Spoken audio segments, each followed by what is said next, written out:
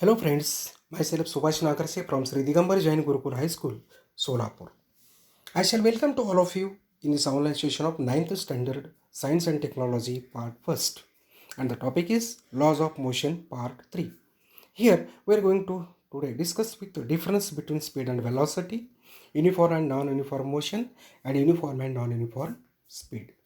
Friends, in the previous session of this laws and motion part 2, we have been discussed with the following important subtopics, that is types of motion, then speed, types of speed, velocity, average speed and average velocity. Today we will start with uniform and non-uniform motion. Before that, let us discuss, just revise the things. What is speed? Speed is a scalar quantity, which means it has no direction. It requires only magnitude. It denotes how fast an object is moving. The speed of the particle is high, it means the particle is moving fast, and if it is low, it means that particle is moving slow. Then velocity. Velocity is a vector quantity, which means it has both magnitude as well as direction. It denotes the rate at which the object is moving or changing the position. Changing the position is important word.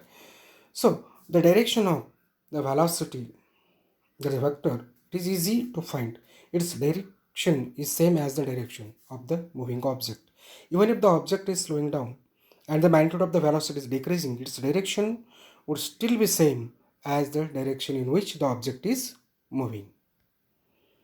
So average speed is given by the total distance covered upon total time taken, and average velocity is given by total displacement upon the total time. So these things we have been learned in the previous session, but still we have to the revision. Now we'll start with effect of speed and direction on the velocity. Please observe these figures. You come to know how the speed and direction are affecting the velocity. If it is a plane surface, then speed and velocity are same and the direction is only in one direction. Here the writing is different. Here is uniformity, but here in this figure you could see there is a curved path as well as some slope is there. So impact of speed and direction will certainly on the velocity. Here also you can see the rider, the bike rider, he is also going to take the curve, but little bit slope is there. Here also the speed and direction plays an important role. When he is taking the curve, at that time he has to minimize the speed and the direction is also changing. That will certainly impact the velocity. So friends, now we'll continue with the difference between the speed and velocity. These are the distinguished points, 6 points we are going to discuss. First is definition. The rate at which an object covers a certain distance is known as the speed.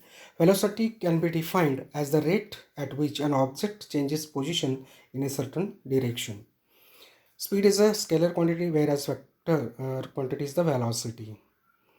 Speed can never be negative or zero, but this velocity, it may be zero, negative or positive. The average speed will continue to count even if the object changes direction. The velocity of the object changes with the change in direction, therefore the object must follow one direction. Here the speed may or may not be equal to velocity, interrelation between these two. An object may possess different velocities but the same speed. What is the equation mathematically? The speed could be given by where v is equal to d upon t, where v is the average speed and t is the time taken to travel the distance and d is the distance traveled. At the same time, here velocity could be given by delta x upon delta t, that is small change in the displacement upon time. Where is the average velocity? This one, and delta t is the time of arrival and delta x is the displacement. So these are the distinguished point between speed and velocity. Prepare them properly. Now next we will continue with uniform and non-uniform linear motion. Amar, Akbar and Anthony are traveling in different cars with different velocities. The distance covered by them during different time intervals are given in the following table. Friends, in this table you can see all three, Amar, Akbar and Anthony, started at 5 o'clock, and after each and every half an hour the distance covered by each of them has been recorded in this table.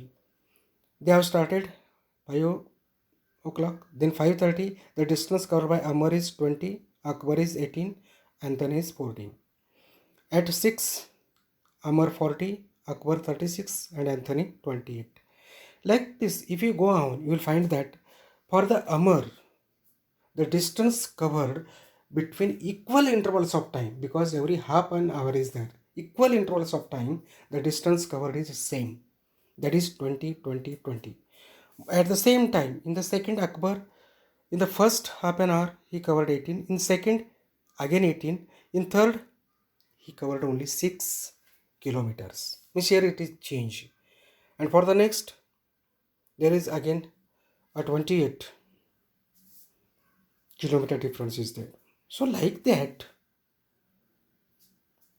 for the Akbar, the distance covered in equivalent intervals of time is different. What about the Anthony? Here for Anthony, the distance covered between equal intervals of time is same, that is 14 kilometer. So from this table you come to know that for Amar and Anthony, they are going to cover the equal distance in equal intervals of time. This is not happened with the Akbar. So naturally we could say that Amar and Anthony are moving with a uniform motion, and here for this Akbar it is non-uniform linear motion. So I think you understood this. Go through this table once again properly, you'll come to know. Now next we will see the uniform motion.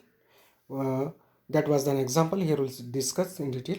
This type of motion is defined as the motion of an object in which the object travels in a straight line and its velocity remains constant along that line, so as it covers equal distances and equal intervals of time, so irrespective of the duration of the time. For example, you could see the graphical representation of this uniform motion. It is the graph of distance versus time. For example, here, if the speed of the car is 10 meter per second, it means that the car covers 10 meter in 1 second. The speed is constant in every second. For example, the movements of the blades of the ceiling fan at the home, those are having the uniform motion. Now let us see the non-uniform motion.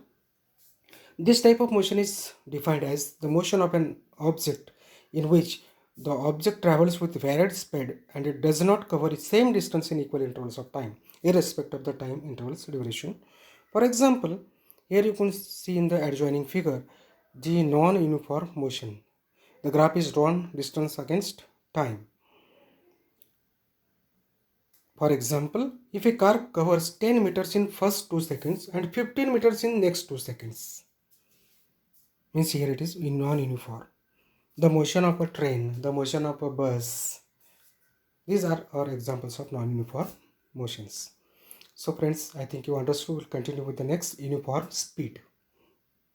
If a body covers equal distance in equal intervals of time, however small may be the time interval, it is called as uniform speed. Following figure shows the graphical representation of this uniform speed. This is the graph.